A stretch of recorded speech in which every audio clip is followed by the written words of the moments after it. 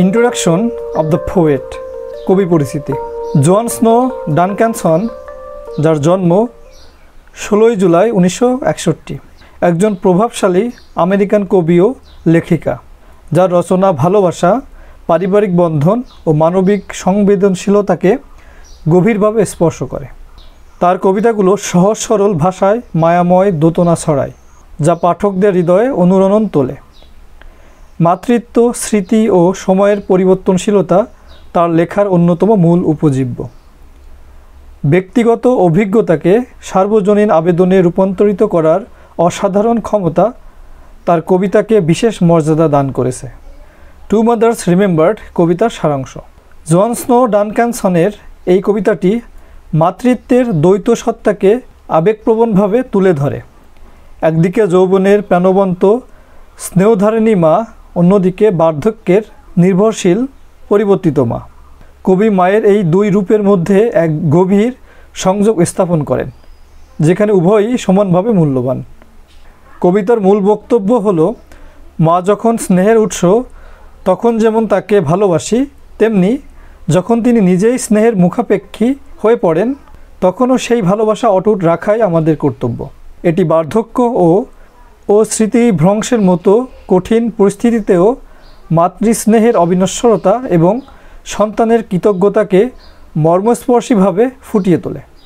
Two mothers remembered, দুই মায়ের কথা মনে পড়ে, বাই জন স্নো ডানক্যানসন। লিখেছেন John Snow Duncanson. I had two mothers I claim. আমার ছিল দুই মা, দুই মাকেই আমি আমার বলে মানি। কবি শুরু করেই মৌলিক বৈপরীত্যের কথা বলেন, দুই মাতৃসত্তা নিয়ে। এটি পাঠককে মুহূর্তেই আকৃষ্ট করে এবং পরিবর্তনের গল্পের ভিত্তি রচনা করে। ক্লেইম শব্দটি এই অনন্য অভিজ্ঞতার প্রতি একটি গভীর ব্যক্তিগত সংযোগ বোঝায়। Two different people yet with the same name. ভিন্ন দুজন সত্তা তবু একই নামে পরিচিত। এই চরণটি রহস্যকে আরও গভীর করে তোলে। দুই ভিন্ন মানুষ কিভাবে একই নাম ধারণ করতে পারে, এটি ইঙ্গিত দেয় এক শারীরিক সত্তার মধ্যে ঘটে যাওয়া এক গভীর আন্তরিক রূপান্তরের, যে তার নাম ধরে রাখলেও হারিয়ে ফেলে তার পূর্ববর্তী সত্তাকে। Two separate women diverse by design. দুজনে ভিন্ন নারী, যেন ভিন্ন রূপে গড়া। সেপারেট উইমেন আলাদা অস্তিত্বের বার্তা বহন করে। ডাইভার্স বাই ডিজাইন বাক্যাংশটি তাদের প্রকৃতি বা ভূমিকার মৌলিক পার্থক্য নির্দেশ করে। এখানেই প্রকাশ পায় আমূল রূপান্তরের ইঙ্গিত। But I love them both because they were mine. তবু দুজনাকেই ভালোবেসেছি কারণ তারা ছিল আমারই। একটি শর্তহীন ভালোবাসার প্রবল ঘোষণা। সকল বৈসাদৃশ্য আর সংকটের মধ্যেও অম্লান থাকে সেই স্নেহ, কারণ প্রাণের বাঁধন তো ছিন্ন হবার নয়। The first was the mother who carried me here. প্রথমজন ছিল সেই মা যিনি আমাকে এখানে এনেছিল। প্রথম মাতৃরূপটির বর্ণনায় কবি তুলে ধরেন তার প্রতি তার মায়ের মৌলিক অবদান। ক্যারিড মি হিয়ার বলতে গর্ভধারণ এবং জন্মদানকে বোঝানো হয়েছে। Gave birth and নার্চার্ড and launched my career.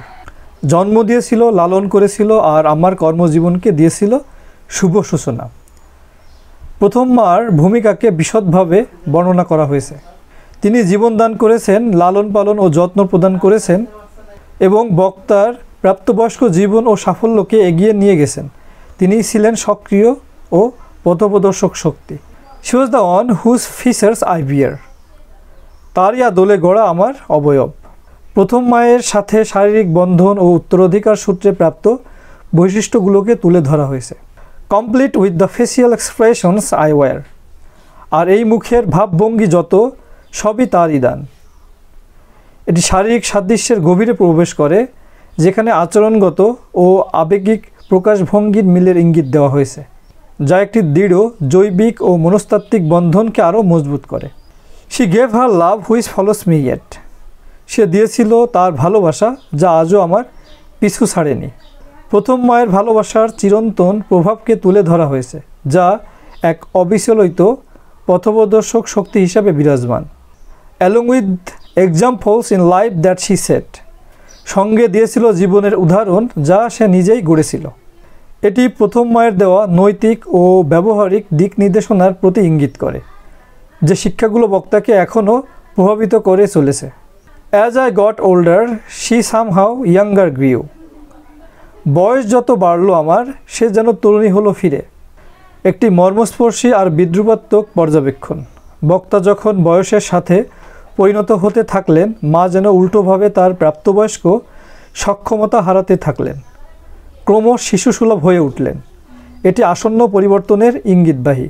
And we would love as just mothers and daughters do. আর হাসতাম আমরা যেমনটা শুধু মা আর মেয়েরাই হাসে। এই চরণটি একটি স্বাভাবিক, সুস্থ ও আনন্দময় মা মেয়ে সম্পর্কের ছবি আঁকে, যা তাদের মধ্যে বিদ্যমান স্বাভাবিকতা ও স্নেহের উষ্ণতাকে তুলে ধরে। এটি পরবর্তী ক্ষয়কে আরও বেশি মর্মস্পর্শী করে তোলে। But then came the time that her mind clouded so. কিন্তু তারপর এলো সেই সময় যখন তার মন মেঘে ডেকে গেল। এটি মোড় ঘোরার মুহূর্ত। মাইন্ড ক্লাউডেড হলো স্মৃতিভ্রংশের একটি কোমল ইঙ্গিত। এটি দ্বিতীয় মায়ের আবির্ভাবের সূচনাকে ইঙ্গিত করে। And I sense that the mother I knew would soon go. আর আমি বুঝলাম যে মাকে আমি চিনতাম, সে এবার হারাবে অচিরেই। বক্তার জন্য এটি এক বেদনাদায়ক উপলব্ধি যে তার প্রথম মায়ের সত্তা ধীরে ধীরে বিলীন হয়ে যাচ্ছে। সুন গো কথাটি পরিচয়ের আসন্ন ক্ষতির ইঙ্গিত বহন করে। So quickly she changed and turned into the other. এত দ্রুত সে বদলে গেল, অন্য রূপে রূপান্তরিত হলো।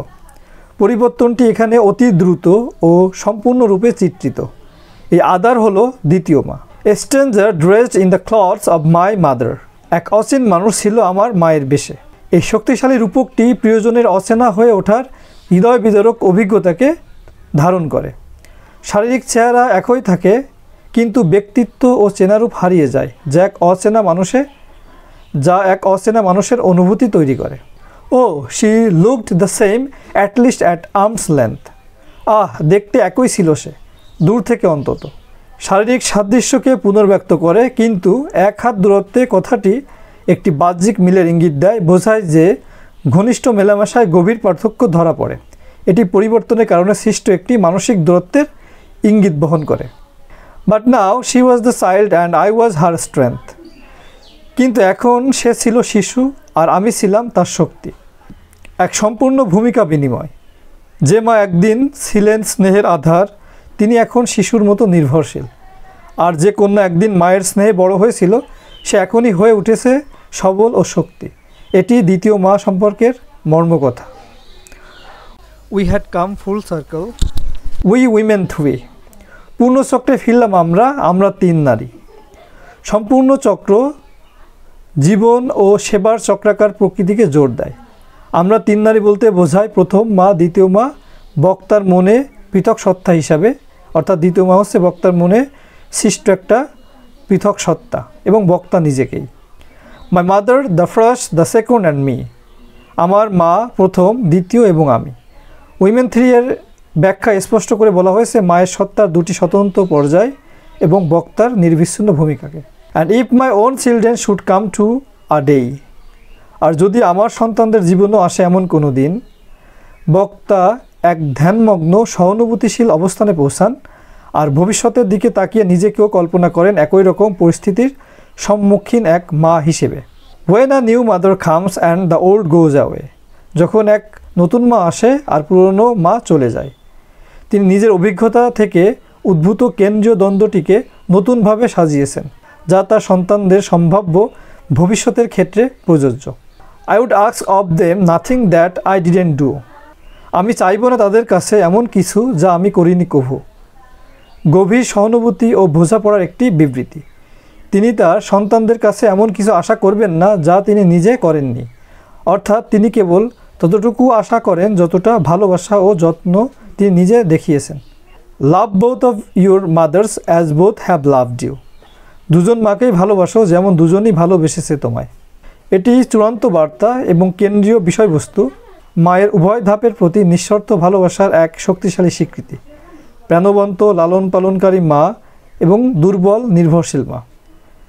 এটি বোঝায় যে মায়ের উভয় রূপই তাদের নিজস্ব উপায়ে সন্তানকে ভালোবেসেছে এবং তাই উভয়ই বিনিময়ে ভালোবাসা পাওয়ার যোগ্য।